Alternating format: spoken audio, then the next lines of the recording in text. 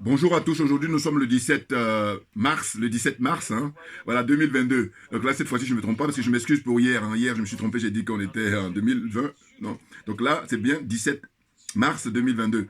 Je vais terminer là ce que j'ai commencé hier parce que j'avais plus assez de place sur mon téléphone, c'est pour ça.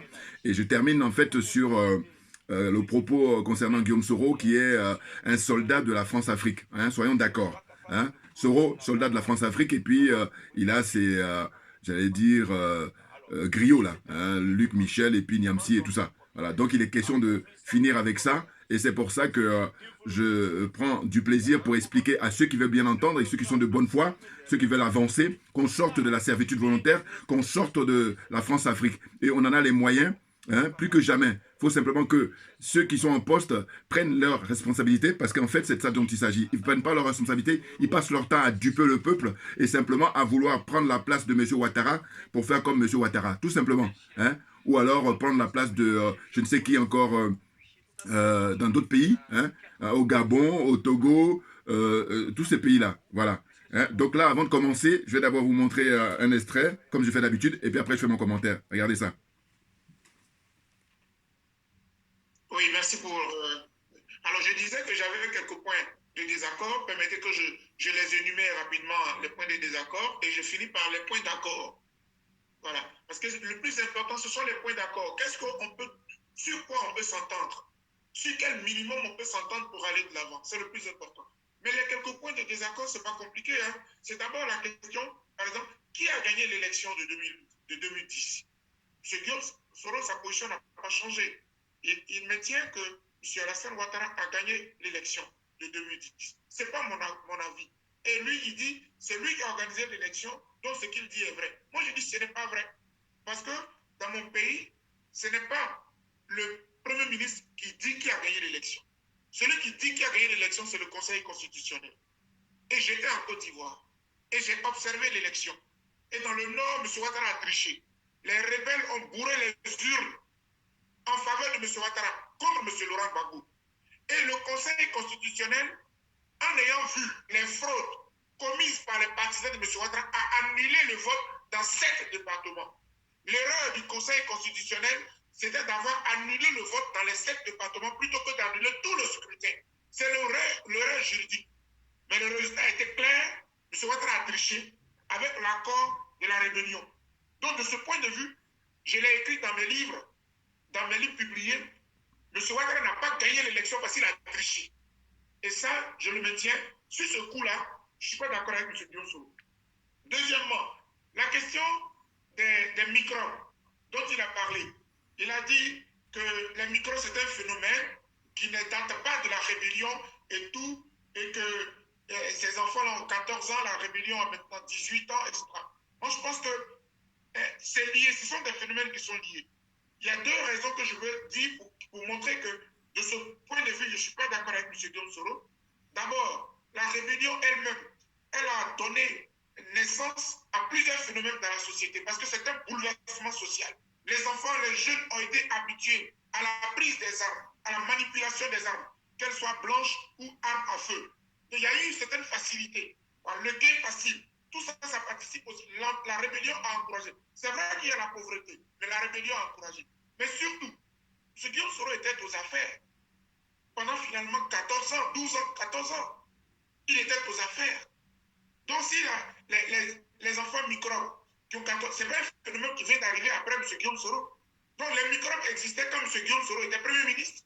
Les microbes existaient quand M. Guillaume Soro était président de l'Assemblée nationale. Donc il est aussi comptable du phénomène des microbes. Et si ce phénomène persiste jusqu'à aujourd'hui, M. Guillaume Soro a sa part de responsabilité. Moi, je trouve que oui, la pauvreté y est. Oui, il y a également aussi le fait de la rébellion. Et le dernier point sur lequel je ne suis pas vraiment d'accord aussi, c'est moi, je ne peux pas accepter l'apologie de la rébellion. Quand j'ai écouté M. Guillaume Soro, finalement, la rébellion, c'est bien. C'est ça qu'on peut noter. Je ne suis pas d'accord avec ça. La société dans laquelle nous vivons a des valeurs et a des codes. Allons à l'école, étudions, faisons la politique, accédons au pouvoir. La rébellion est négative, à tout point de vue. Même s'il estime qu'elle était douce, la sienne, par rapport à d'autres plus dures. Il n'y a pas de bonne rébellion. Une rébellion, c'est un processus hors la loi. Je ne suis pas d'accord avec ça. Donc ça, c'est mon point de vue. Maintenant, ce qui est fait est fait. Là où je suis d'accord, et puis je vais finir parce que je sais qu'on n'a plus de temps, excusez-moi, mais c'est important. J'ai quand même attendu 2 heures, je l'ai écouté. Souffrez que je dise au moins quelque chose, c'est important pour moi. Voilà. Docteur Boga-Sako, nous vous avons expressement donné la parole pour que vous puissiez relever également les points sur lesquels vous n'étiez pas d'accord. Cela y va d'un souci, justement, que nous avons, du respect de votre liberté d'opinion. Et donc, une fois que vous avez cité les 4 points, je voudrais donner la parole au prochain intervenant. Voilà, le pauvre, il n'a pas pu... Bon, en tout cas, il a dit l'essentiel pour moi. Selon moi, il a dit l'essentiel. Excusez-moi, je cale ça, d'accord? Voilà, très bien. Donc, reviens à la charge. Ce qui se passe, c'est quoi? C'est qu'il est important. Alors, je vais essayer de rassurer les frères et sœurs qui me suivent, mes abonnés, que je vais faire une vidéo tout à l'heure si j'ai le temps, ou demain. Tout dépendra de la disponibilité que j'ai, parce que j'ai beaucoup de choses à gérer. C'est sur le Mali, parce qu'il y a un événement exceptionnel. Bouya! On n'a pas le temps, j'ai pas le temps. Assimi Goïta est en train de bosser là, mais vous allez voir tout à l'heure. C'est exceptionnel ce qui est en train de se passer. J'ai dit, mais bien entendu, les choses vont s'accélérer. Et on peut même accélérer encore plus. Parce que le peuple malien, avec leurs dirigeants actuels, en tête avec le président, son excellence Assimi Goïta, et puis le premier ministre Choguel Maïga, et puis les colonels, voilà, qui sont en train de travailler, mais ils sont sérieux. Et je dis que eux, chapeau bas, il n'y a rien à dire RAS. Il y a juste à les encourager, naturellement. Change rien, continuez sur la voie parce que vous êtes en train de cartonner. Là, ils sont en train d'expulser les médias français. C'est le minimum. Eh oui, ils ont fermé RT France ici, les chaînes russes. Et alors qu'après, ils donnent des leçons en permanence, liberté, égalité, fraternité. N'importe quoi. C'est que de l'escroquerie morale dans un premier temps et escroquerie matérielle dans un second temps. Vous comprenez? Bon, j'aurai le temps de revenir là-dessus. Bien entendu, avec l'intervention d'ailleurs de la sœur Amina Fofana. J'adore. Bon, que dire? Là, je vous ai montré l'extrait de le professeur Sako, qui est, je crois, président de Ligue des droits de l'homme en Côte d'Ivoire, quelque chose en passé, si je ne me trompe pas. Et longtemps, il a été en exil. Soutien de Gbagbo, puis de Simone Gbagbo aussi. Bon, ces derniers temps, je crois qu'il a fait le choix de Simone Gbagbo. Bon, chacun est libre. C'est ça même la force de la démocratie, la liberté de choisir. Donc, vous voyez ce qu'il dit, qui souligne, qui est très juste. Il dit que voilà, Guillaume Soro, par exemple, parle des microbes. Et qu'est-ce qu'il dit des microbes? Il va dire qu'en fait, les microbes en Côte d'Ivoire, il n'y est pour rien. Et que d'ailleurs, on peut trouver des microbes au Brésil et on peut trouver aussi des microbes au Nigeria. Mais moi, quand je l'ai écouté, je vous dis, pendant les presque 2 heures d'entretien là, hier, je me suis dit, mais, vous voyez, lui, c'est un démagogue. Alors, quand je dis démagogue, c'est gentil encore. Vous voyez, voilà. Eh bien, il faut regarder les microbes en Côte d'Ivoire, qu'est-ce qu'ils font? Les microbes au Nigeria ou au Brésil, est-ce que les microbes qui sont là-bas au Brésil, quand il y a des élections, ils vont pour couper la tête des gens pour dire non, vous n'allez pas les voter? Je n'y crois pas. Moi, j'ai jamais été au Brésil, mais je n'y crois pas. Ceux qui s'y connaissent, qui ont déjà été au Brésil, mais qui ont l'information là-dessus, envoyez-moi les commentaires, ça m'intéresse. Pareil au Nigeria. Est-ce que les microbes là-bas, quand il y a les élections, ils vont pour... Alors que les microbes en Côte d'Ivoire, ils ont été mis en place pour essayer d'empêcher les gens de manifester. C'est-à-dire qu'ils faisaient le sale boulot du pouvoir en place. Notamment de M. Ouattara et de M. Guillaume Soro. Et Guillaume Soro, vous savez quoi? Non mais, soyons honnêtes. Et puis j'ai dit, ce qui se passe au Mali, là, ils sont en train de faire du bon boulot pour essayer d'en finir avec l'impérialisme, avec le colonialisme français, avec, comment dire encore, la France-Afrique, tout simplement. Et bien j'ai dit, on peut faire mieux et je vais terminer là-dessus avec Guillaume Soro. Ah oui, parce que lui, il peut encore accélérer, simplement s'il parle. Vous vous rendez compte?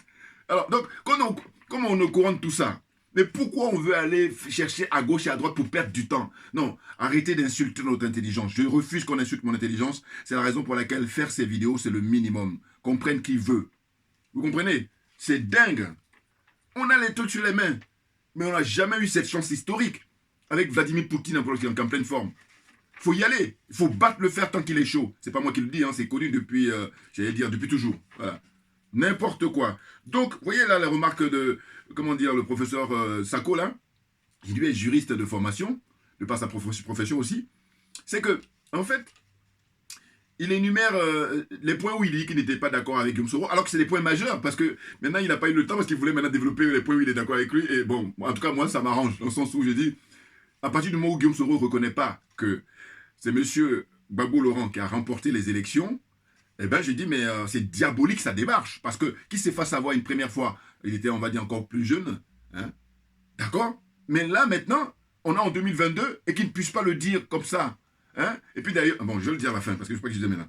Mais donc, dans mon développement, c'est en fait l'histoire des microbes, voilà. Hein? N'importe quoi, il compare, mais ça c'est vraiment tout le long de sa discussion, ça a été ça. Hein? Il mélange tout, voilà, parce qu'il croit que les gens sont idiots.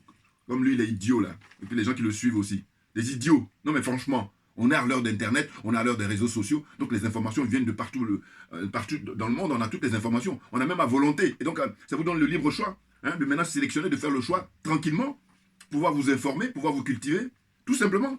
Or là, on est à, comment dire, à s'enfoncer dans du diabolique. Ah ben oui, c'est diabolique, parce qu'on dit que si tu te trompes une fois, c'est humain, mais quand tu persistes, là, ça devient diabolique. Et là, vous êtes dedans. Parce que tout le monde vous voit, tout le monde le sait. Alors, il faut arrêter à un moment donné. Et puis, comme on dit, il vaut mieux tard que jamais, hein, de pouvoir, comment on appelle ça, revenir à la raison, excusez-moi. Hein, revenir à la raison, c'est ce qui vous manque. Il faut revenir à la raison. On est en train de vous raisonner, là. Et c'est une chance, d'ailleurs. Mais oui, n'importe quoi. Hein? Donc, ce que j'ai remarqué, voilà, c'est que tout le long de, comment on appelle ça, parce que là, on était en septembre 2020, donc c'était avant les élections qui étaient, je crois, au mois d'octobre, si je ne me trompe pas. L'élection présidentielle en Côte d'Ivoire, où finalement monsieur Alassane Ouattara a réussi à convaincre l'autre corrompu de première classe, Kakabe. Voilà. Et Kakabe porte une responsabilité historique, mais grave. À eux tous, de toute façon, la classe politique ivoirienne en général. Mais Kakabe, si Kakabe avait eu le courage de ne pas se présenter, mais personne n'a peur, personne n'a envie de défendre réellement le peuple. C'est pour ça. Parce que M. Ouattara, s'il se retrouvait tout seul, mais il ne pourrait pas faire des élections. Donc c'est pour ça qu'il a pris Kakabe même finalement en otage. Mais il doit assumer Kakabe là. Non, on est d'accord. Donc je ne vais pas m'attarder sur lui. Mais tout ça pour dire que vraiment, la classe politique ivoirienne, regardez-les. Regardez-les. Alors, le Jika, c'est comme ça. Rase les murs. Voilà, la ramène pas. Mais oui, n'importe quoi. C'est trop léger. Alors, donc c'est comme quoi. Donc je disais que en fait, M. Soro, Guillaume, il critique M. Ouattara, et quand je voyais ça, tout ce qu'il dénonçait, je me suis dit, mais monsieur, vous avez servi M. Ouattara, vous avez travaillé avec lui pendant tant d'années, mais là, finalement, l'opposition ivoirienne, c'est-à-dire les vrais qui se sont opposés au régime de Ouattara depuis le début, mais eux, ils n'ont même plus besoin de parler, ils prennent juste vos propos, et puis ça suffit. Mais oui. Et eux, s'ils prennent vos propos, eux, ils sont légitimes. Tandis que vous êtes un démago. Parce que cette façon de faire là, ça s'appelle la démagogie en politique. Mais oui, c'est-à-dire vous mentez au peuple. Parce que comment vous pouvez avoir travaillé tout le temps avec ce monsieur-là? En plus, travailler, c'est pas un an. C'est-à-dire que 5 ans, vous avez été Premier ministre. Et après 7 ans, vous avez été président de l'Assemblée nationale. Ça fait 12 ans minimum. 12 ans minimum. Hein? Sachant qu'il y a eu d'autres années encore où on ne veut pas les comptabiliser. Mais on va rester sur ça parce que là, vous avez eu des postes importants. Des postes de décision. Des postes de pouvoir. Premier ministre, c'est pas n'importe quoi. Président de l'Assemblée nationale, mais c'est pas n'importe quoi.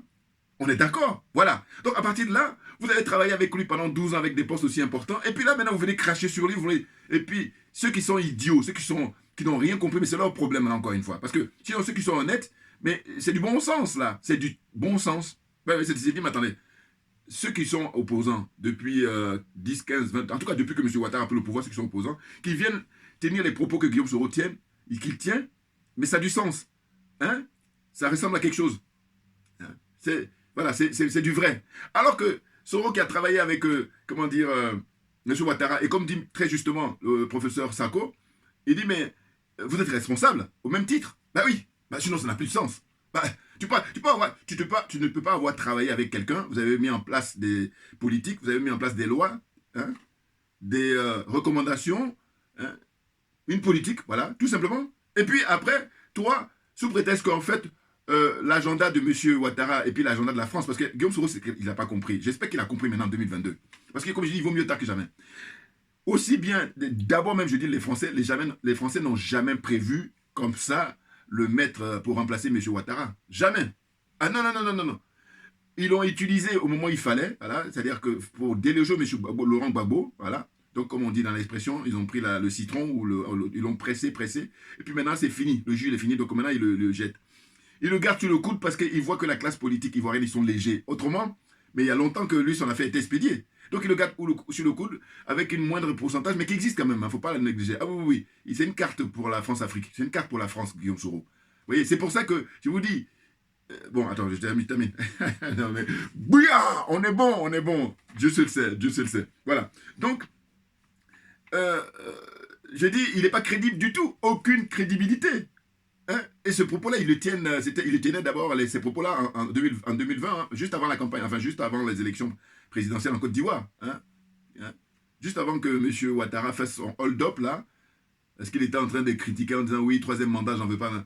Mais tu as bossé avec lui. Simplement, lui, comme tu n'étais pas dans son agenda, comme je dis, la France aussi n'était pas dans leur agenda, parce qu'en fait, la France met Ouattara en avant pour dire que c'est lui qui veut parler, que c'est eux, puisque c'est eux les patrons. Qui sont les patrons de Ouattara? Voilà. Les patrons de Ouattara, c'est la France. Donc c'est la France qui ne veut pas, M. Guillaume Soro, que tu sois président de Côte d'Ivoire. Parce qu'ils ont même approché Tidiane Thiam. Voilà. Ils ont approché Tidiane Thiam, c'est que lui, il a peur. Et puis aussi, il est plus à l'aise dans son domaine business là-bas. Voilà, je dis qu'il a même bien raison. Je dis qu'il ne vient même pas se mêler de la politique ivoirienne. Parce que là-bas, il n'a pas de stress. Enfin, en tout cas, pas le stress comme ça qui est beaucoup plus fort que tout. Hein, je dirigeais un pays.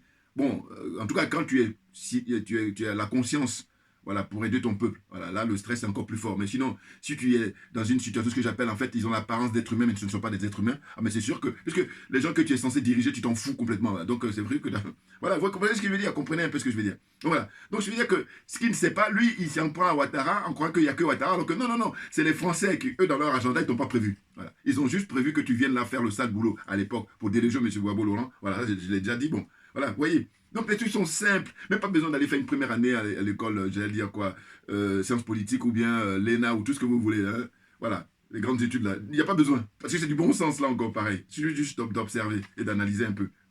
Bon, ouais. Donc, pour terminer, Soro dans l'entretien là qu'il a accordé à Afrique Média à l'époque, il disait que lui il souhaite un compromis avec la France et non pas une compromission. Voilà, il était toujours pour t'embrouiller. Il dit qu'il veut bien un compromis, mais il ne faut pas considérer que c'est une compromission. N'importe quoi. Tu es dans la compromission, mon ami. Mais bien entendu.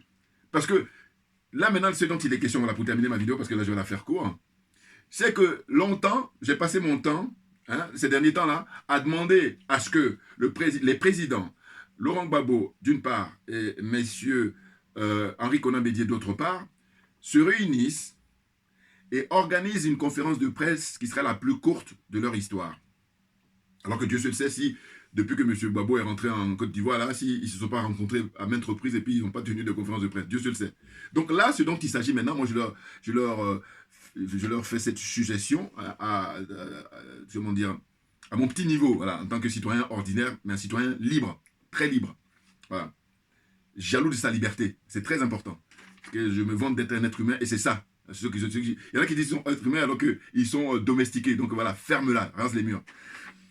Donc, ce que je dis, je les rappelle tout le temps en leur disant, voilà, vous convoquez une conférence de presse et puis vous allez tenir le propos suivant qui est simple, c'est nous, président Laurent Gbagbo, nous, président Henri Konan Bédié, vous les médias internationaux, vous les médias nationaux, continentaux, tout ce que vous voulez, on vous a convoqué pour vous dire simplement que, à compter de ce jour, nous sommes au 21e siècle, nous sommes en mars 2022, eh bien nous demandons, nous exigeons la fin d'une part de l'impérialisme, la fin, d'autre part, du colonialisme, et puis, par-dessus tout, c'est la fin de la France-Afrique. Vous tenez ça et vous dites que ça y est, la messe est terminée. Enfin, la conférence est terminée, voilà. Et puis, vous demandez aux journalistes, merci beaucoup d'être venus, et puis c'est terminé. Et bien ça, maintenant, comme là, je finis le dossier de Guillaume Soro, là, voilà, je termine avec lui. Parce qu'au début, je ne pensais pas à lui, mais là, ça y est. Je dis, mais en fin de compte, il est beaucoup plus jeune, voilà, ce garçon. Je dis même plus jeune que moi. Donc, il est très très loin de l'âge de Henri Konan Bédié qui est né en 1934 ou 1935, je ne sais plus. Et puis de M. Gbagbo qui lui est né en 1945. Vous voyez. Donc, il a affaire là, pour le coup, à des gens qui sont ses grands-parents même, carrément, quand tu vois la différence d'âge. Vous voyez. Il pourrait être un grand-père. Bon. Alors, eux, il pourrait être le grand-père de Guillaume Soro. Lui, il est leur petit-fils, voilà, si j'ose dire. Donc, je dis quoi là? Je dis, bon, voilà. Monsieur Soro Guillaume, monsieur Guillaume Soro, Kibafouri Soro, voilà. Eh bien, écoute, un conseil de panafricain. Voilà, là, tu es un frère panafricain. Là, tu es panafricain pessimiste, moi je suis panafricain optimiste. C'est par lui que j'ai su ce terme-là. Parce que moi, jusqu'à présent, avant que lui dise ça dans cette interview-là, moi j'ai toujours pensé que nous, les panafricains, nous sommes optimistes. Sinon, ça n'a pas de sens, évidemment. Vous voyez, ils sont très limités. Contradiction sur contradiction. Bon, allez, on va avancer.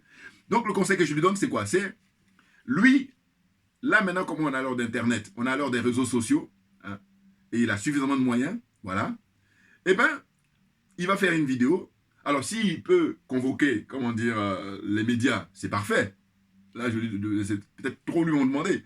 Mais, donc ça veut dire ça, c'est au meilleur des cas, voilà. Et puis, si on veut faire au minimum, eh ben, il prend son iPhone ou celui d'un de ses collaborateurs ou une de ses ministres, là, voilà, porte-parole, tout ce qu'il prend, et puis ou même lui-même, et puis il parle. Il s'adresse aux Africains. Il s'adresse à la jeunesse africaine. Et puis il s'adresse à la France. Et il dit quoi? Les Occidentaux, si vous voulez, en général, et puis la France en particulier. Il dit, aujourd'hui, moi, Guillaume Soro, Kiba Fouri, j'ai décidé de faire cette conférence, de tenir cette entrevue, de prendre cette parole, de prendre la parole là, pour dire que nous, Africains, il dit nous, voilà, ça va le sauver. Parce qu'ici, il dit je, mais dis-nous, nous, Africains, nous en avons ras-le-bol, et là, il peut le dire, lui, parce qu'il est beaucoup plus jeune. Ras-le-bol, là, c'est pour le président Bédier et Gbagbo, ça, c'est un peu, voilà. Mais lui, il peut le dire, voilà. Surtout que, par moments, il est vulgaire, voilà, il a comme ça, des propos en disant à la jeune femme, elle ment, alors qu'il pourrait dire, madame, vous dites des contre-vérités, par exemple, il y a des nuances dans la langue française, par exemple, là, c'est beaucoup plus élégant, voilà. Surtout pour le rang qu'il occupe. Enfin, bref. Donc, tu dis, nous, les Africains, nous en avons marre de l'impérialisme, nous en avons marre du colonialisme, et nous en avons marre surtout de la France-Afrique. Voilà. Donc, mon propos est terminé. C'était vraiment la plus courte que je devais faire. C'était très important pour le peuple africain, pour l'histoire africaine et surtout pour la génération d'Africains, la nouvelle génération et les générations à venir. Voilà. Il dit juste ça, mais c'est terminé. Et là, c'est une bombe, et Dieu se le sait, pour accélérer le mouvement. Même ce qui se passe au Mali, là, il va accélérer même beaucoup plus que le Mali. Que tout. Mais comme ces gens-là se gardent de dire ces minimums-là, mais vous comprenez que, en fait, le peuple africain, il est le dindon de la farce. Et que donc, nous, notre démarche, c'est d'éveiller les consciences. Et ce travail-là, il est très salutaire. Dieu se le sait. Il est salutaire. Mais bien entendu. Voilà. Donc, c'est tout ce que j'avais à dire aujourd'hui pour... ça fait un peu court là aujourd'hui. Pour dire que Guillaume Soro, franchement, tu as une très belle occasion de rentrer dans l'histoire pour te réhabiliter. Mais il y a une condition. Ah oui, il y a un préalable. Sinon, c'est pas je viens là pour dire pardon. Mais tout le monde, même un enfant qui vient de naître, il peut dire pardon dès lors qu'il sait parler. Donc, c'est pas ça, là. Ce qui est intéressant, c'est la vérité, rien que la vérité. Et la vérité, elle va te libérer, Guillaume Soro. Elle va vous libérer, toi et tous ceux qui te soutiennent là. Hein? Tes proches collaborateurs, tes collaborateurs éloignés, et puis tes griots là. Hein? Monsieur Niamsi, monsieur Luc Michel, vous allez tous libérer. Alors que vous êtes là, emprisonnés par le mensonge, par les mensonges, à la mettre au pluriel. Voilà. Dans les relations que tu entretiens avec la France. C'est de ça dont il s'agit. Merci à vous tous pour votre attention. On a la pêche et Dieu se le sait. Voilà. Et puis là, je vous dis, je reviendrai là par rapport à l'actualité au Mali. C'est du lourd, c'est du très lourd. Bouya! On n'a pas le temps, Assimi Goïta. Maintenant, ceux qui sont courageux, je vais vous donner ça comme lecture pour terminer ma vidéo d'aujourd'hui. C'est ça, par exemple. Un livre qui est écrit avec François Mattei. Bon, feu François Mattei, parce qu'il est mort entre-temps. Un journaliste français.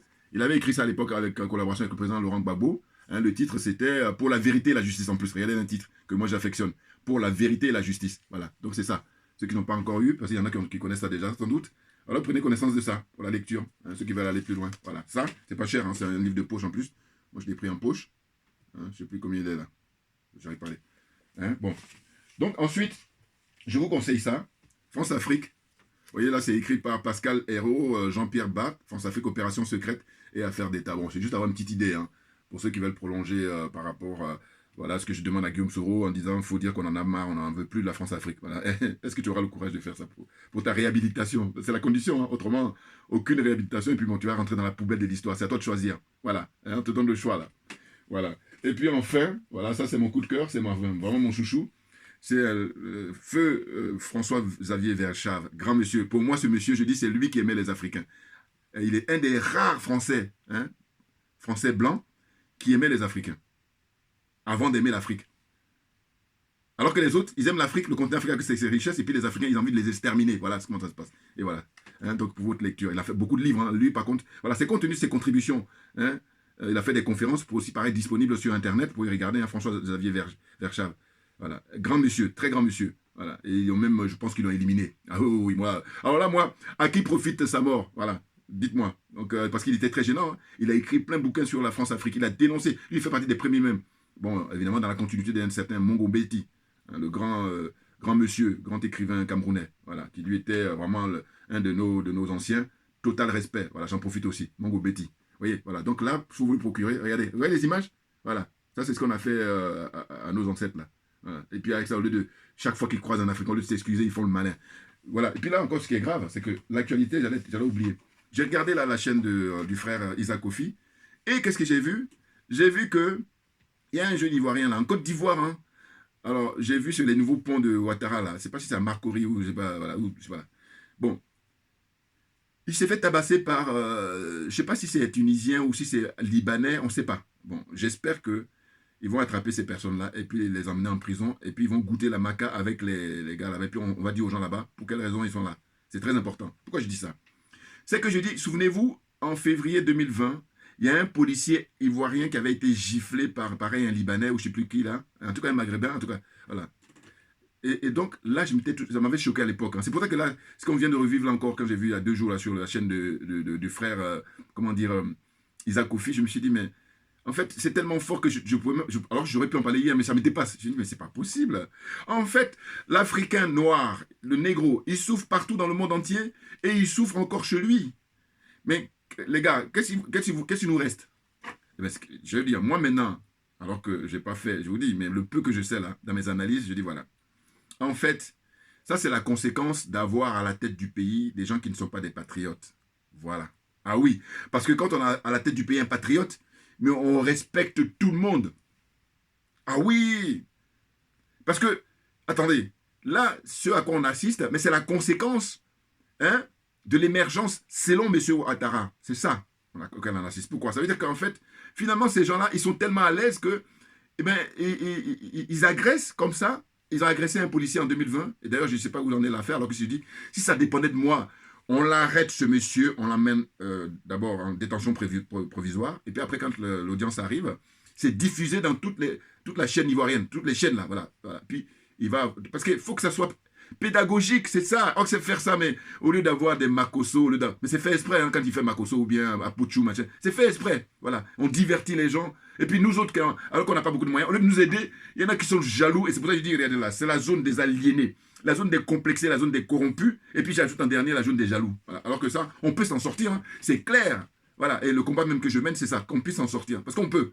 Hein. Juste une question de volonté. Il n'y a pas autre chose. Il n'y a rien d'extraordinaire. Voilà. Donc là, ce garçon-là, il s'est fait tabasser.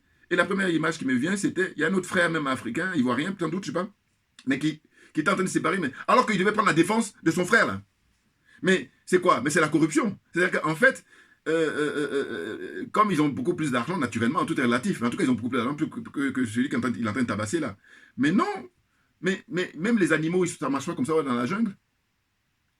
Hein? Même si c'est vrai que... Mais par contre, la différence de l'animal avec l'être humain, c'est que lui, c'est un besoin naturel. C'est-à-dire qu'il ne va pas faire l'excès. Or que là, on est dans des excès permanents chez l'être humain. Mais oui, donc c'est autre chose. Donc on est pire que l'animal. Soyons d'accord. Vous voyez? Donc le fait d'avoir des gens comme Alassane Ouattara au pouvoir, voilà, c'est la conséquence. Hein. Ah, moi, je suis désolé. Moi, je dis, je ne me trompe pas de cible. Moi, je vise toujours le responsable principal. Mais sinon, on perd son temps. Sinon, hey, j'ai pas le temps à perdre. Hein, Assimi Goïta. Vous comprenez? Ceux qui me suivent, voilà, ils comprennent maintenant ma façon de voir les choses. Et c'est clair. Non, parce que sinon, on tourne autour du pot. Non. Moi, je dis, on n'a pas le temps. Pas le temps, Assimi Goïta. Il faut gagner du temps. Surtout qu'on a compris. C'est ça que... Vous voyez? Donc, au fond, c'est de dire qu'on sait que le gars là, qui a giflé le policier à l'époque, mais je dis, mais il a giflé toute la nation ivoirienne.